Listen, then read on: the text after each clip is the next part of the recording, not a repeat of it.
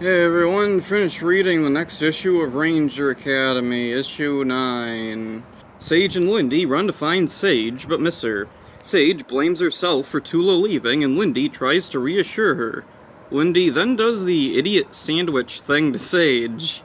Alright, sure. Sage then decides to spill everything she knows about what's been going on to Lindy, the headmaster, her father, Green Rangers, all of it. That night, Lindy talks over what she and Sage talked about earlier. Theo and their friends over here, and Sage decides it's time to reveal everything to them as well. She takes out her morpher and morphs in front of them. Sage insists she wants to figure this all out on her own, but her friends assure her that they'll be there to help. A week later, according to the corner text. Yeah, this is weird. I don't really know why there's so many, very specific things explained through, the little text boxes and things. It's, none of this is relevant information. Is it relevant information? It's whatever. Nika explains that Zelon, a friend of him and her father, was the infected Green Ranger Ryanth killed. Sage mutters that she wanted to find Tula, and Nika blows up for some reason. He tells Sage he won't stop her from returning home, even though he also just said he wanted her to stay because it would be safe, or whatever. The next day, Mathis tells Sage they want to help her find Tula, and they have the skills to allow them to leave undetected.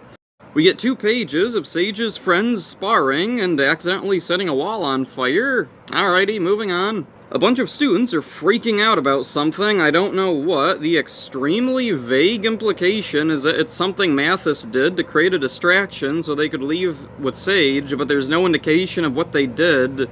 What everyone is reacting to, nothing. Mathis and Sage go to a shuttle and take off before finding Lindy stowed away with them for some reason. How did Lindy know what they were doing and get there before them? Who cares? Ryanth, meanwhile, is on some planet I've never heard of, and here's something. Ranger Academy continues its slow, awkward, shuffling story. Nika shows Sage security footage or something of Ryanth and Zelon. There's now more Rangers around, but no little f***ball standing behind Zelon. I don't think the artist knows any more of where the story is going than I do. Not much happens this time. Kinda weird, considering what should be a massive revelation. Sage reveals her Green Ranger form to her friends. She's relatively at peace with it, oddly. We don't see any of the school's reaction to it.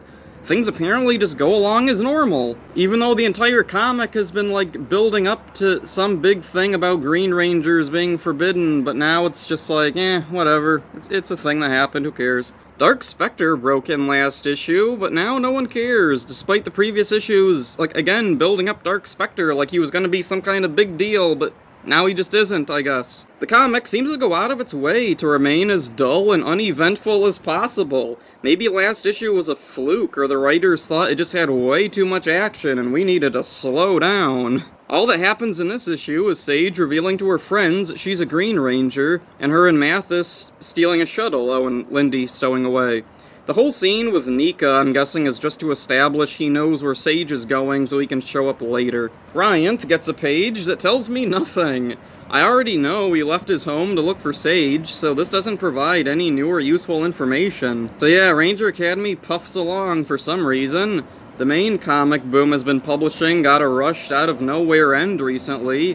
Hasbro dropped the show and canceled the toy lines. Boom is putting out a new comic soon, Power Rangers Prime, which appears to be a continuation of their previous comics. There's some crossovers and specials Boom's doing, but none of it really looks appealing to me. There's the Ninja Turtle and Godzilla crossover comics, which both tie in too much to Boom's other Power Ranger comics for my taste, on top of just not being very interesting stories. There's an Usagi Yojimbo team-up comic coming. The titular Usagi Yojimbo, a samurai, teams up with the Mighty Morphin Rangers. Yeah, it's not like Power Rangers has a whole team of samurai-themed Rangers that could work in clever ways there. No, use Mighty Morphin again for the millionth time.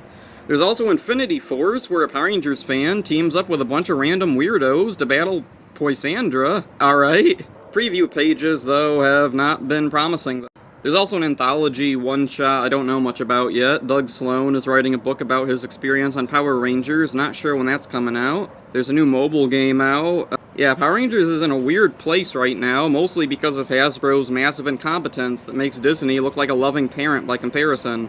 Ranger Academy would probably have turned out the same regardless of whoever was in charge of Power Rangers, but it's curious that of all the things that have been canceled or scrapped, Ranger Academy blandly marches on. I'm interested to know if Ranger Academy has an audience and what they think of it. I can't see it appealing to Power Ranger fans since it has next to nothing to do with the franchise. The story it's set up makes no sense for that universe, either the show or the comic. I can't see it appealing to non-fans either. It's too bland and conventional, while at the same time, it has Boom's signature awkwardness and convoluted lore. I will keep reading the comic. I feel I'm too far in to bother stopping now. I doubt I'll ever be genuinely invested in it, though, so that's it for this one. Hope you enjoyed it. See ya.